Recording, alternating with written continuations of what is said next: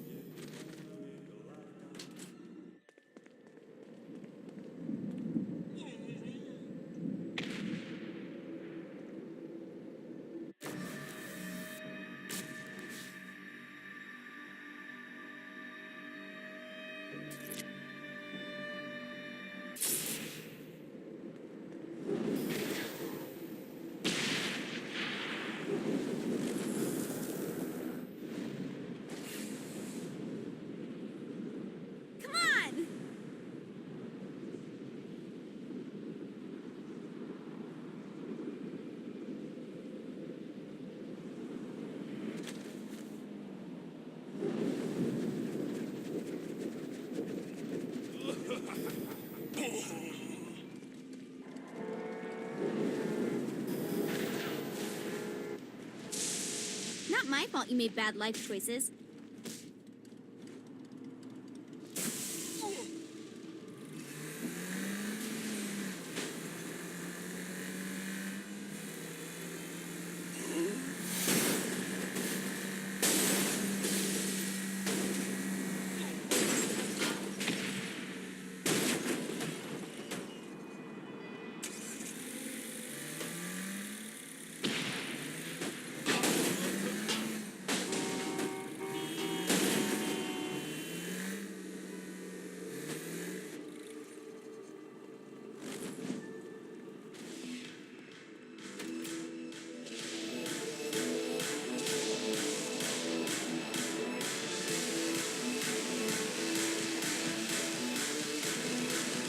Lightning. Is there nothing... Right.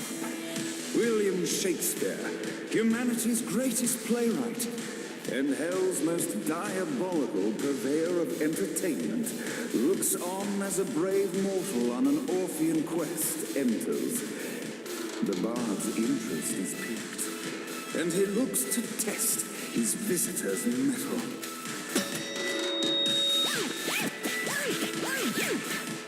The masked tragedies were used to enemies cowering as they approached. But soon they realized that they faced a foe with courage and nobility, traits uncommon in the fires of perdition.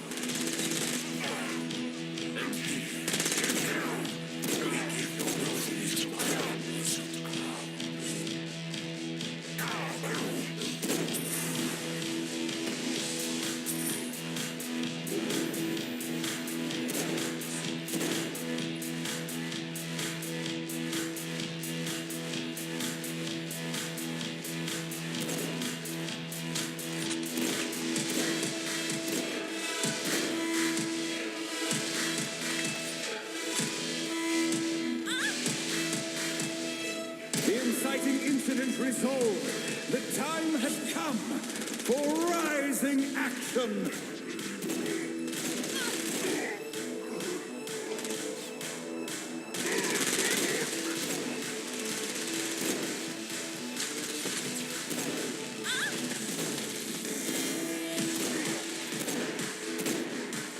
The battle raged on below, and as bullets and blood flew, the bard arched a curious eyebrow. Could this mortal be the exact thing that Shakespeare needed?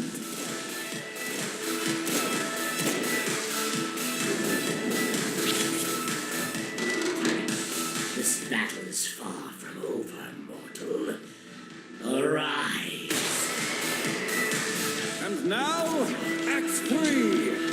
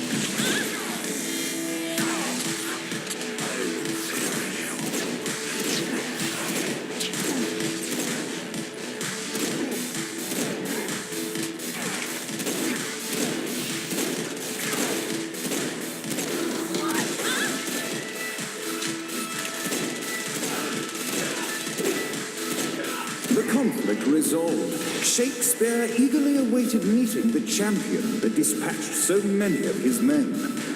Undoubtedly, they were here for the bard's aid, and while happy endings were not a thing found in hell, Shakespeare always had a soft spot for comedies.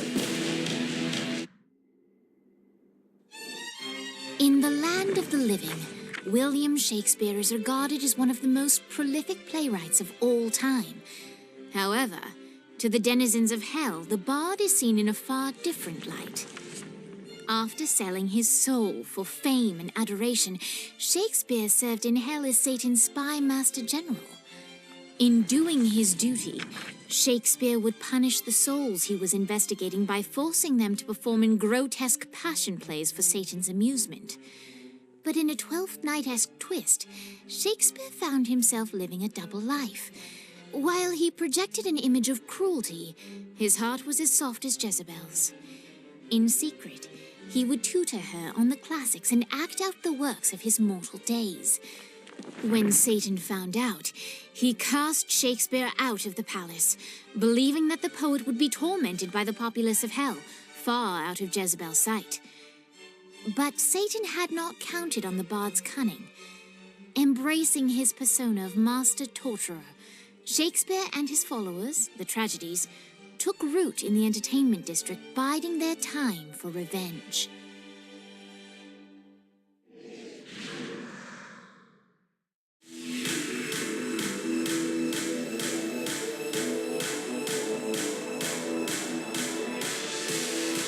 So Shakespeare called forth the Deus Ex Machina to bestow our protagonist with the arcane power of force stomp.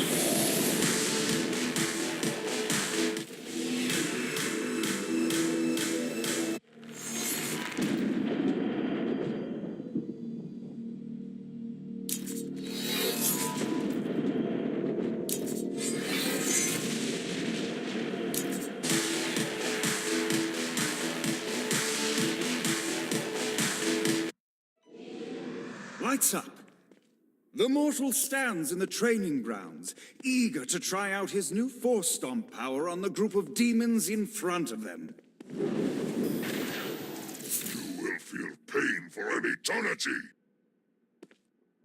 Act 1, Scene 2, in which our protagonist kills more demons. Act 2, in which our protagonist is greeted by foul imps.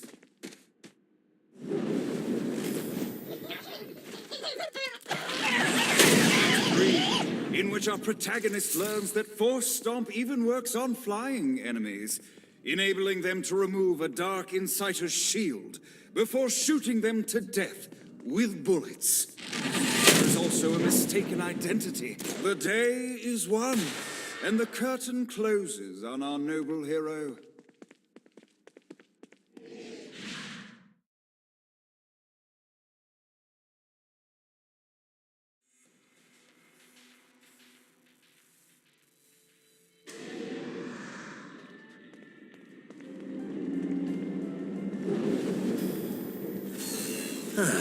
Looking forward to stretching my wings.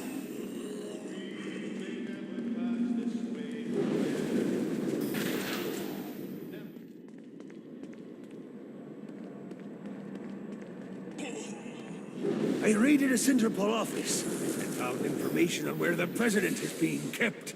Evidently, they've been trapped in some sort of soul crystal inside Satan's palace. Breaking in is an impossibility. Your best bet to save them is to continue to try to draw Satan out of his palace.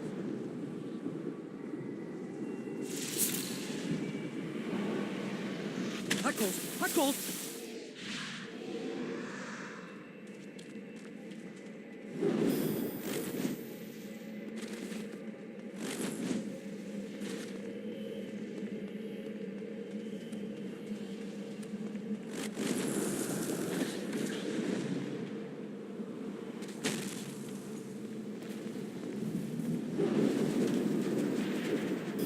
Wrong place, wrong... Not just wrong place.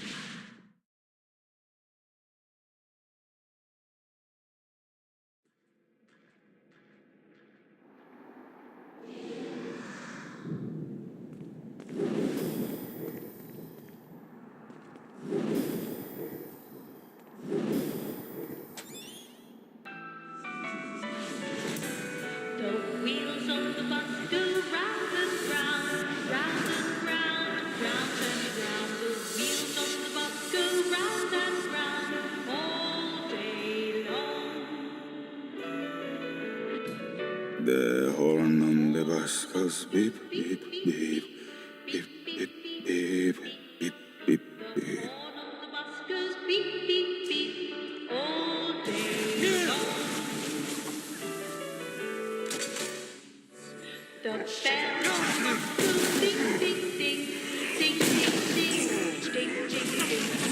It's easier every time.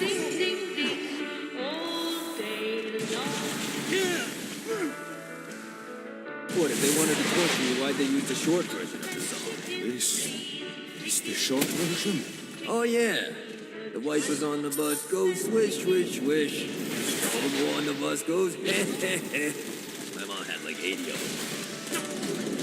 The babies on the bus say wah, wah, wah, wah, wah, wah, wah, wah. The babies on the bus say wah, wah, wah, all day long.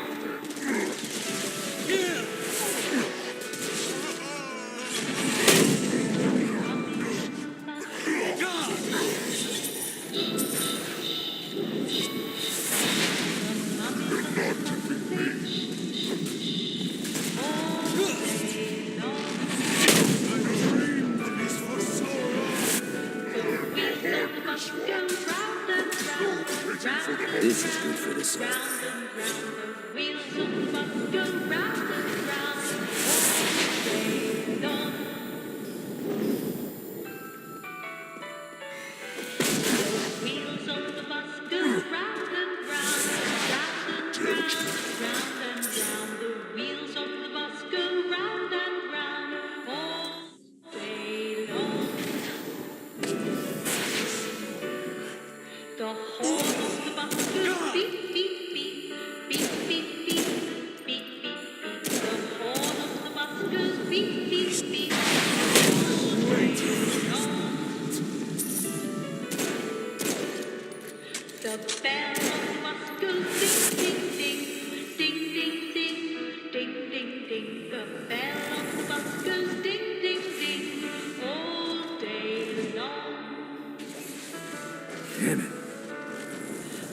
Driver on the bus says, tickets, please, tickets, please, tickets, please. The driver on the bus says... Come, let us return to my castle, so we may plot our next steps in proper surrounds.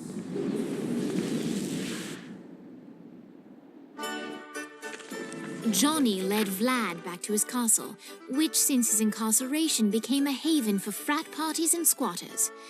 But the systematic impaling of trespassers would have to wait. Vlad was a man of his word, and was eager to provide intel that could aid in hobbling Satan's armies.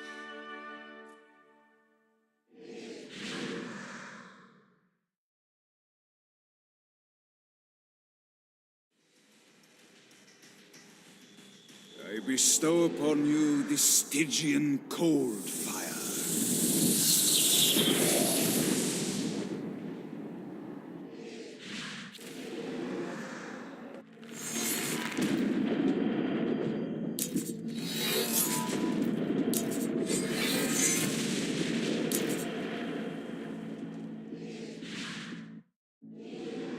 I've brought you to this Infierno to teach you about the power I have granted you.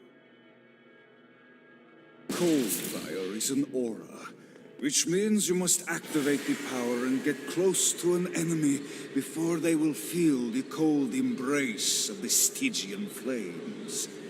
Try it against these demons.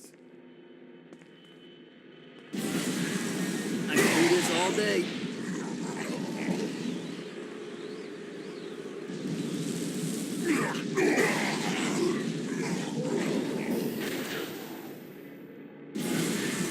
Well done, my friend.